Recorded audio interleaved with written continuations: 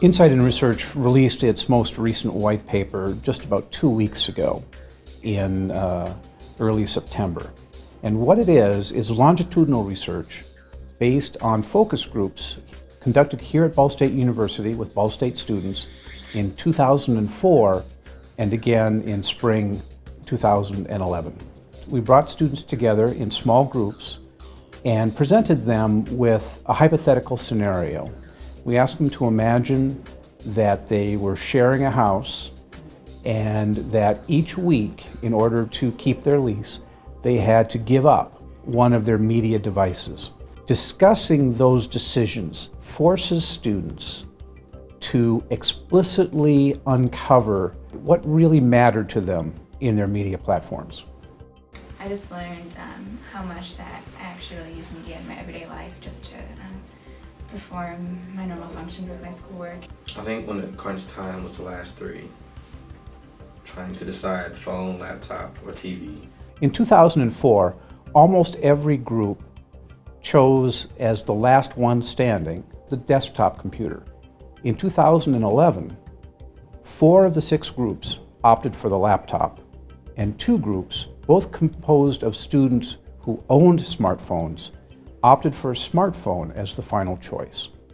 I could have instantly told you that yes, I would keep my phone because it's all my business contacts, everything that I do is in my phone, so everything else is just irrelevant, it's just excess for me.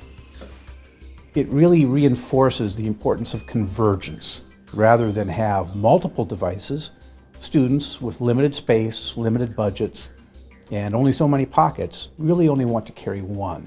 I learned that I don't actually need everything that I have that's in my room. I can actually combine a lot of things together to use on one device instead of 5 or 6.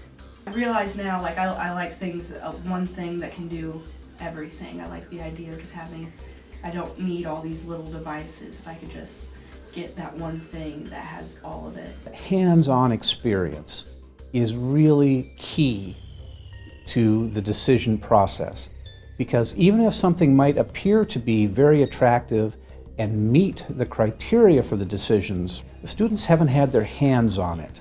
So for example, in 2004, not many of our students had MP3 players, so they were one of the first things that went. And in 2011, none of our students had a tablet. And even though a tablet really addresses all of the criteria that the students voiced, they let it go because they didn't have the first-hand experience. We see this study as a measure of sort of the addictiveness, or indicator of the addictiveness of some devices, in particular in the case of smartphones. We had students, for example, say that they would type a class paper on a smartphone rather than give up the smartphone. That shows a real commitment to that one device as this is the thing that does everything for me.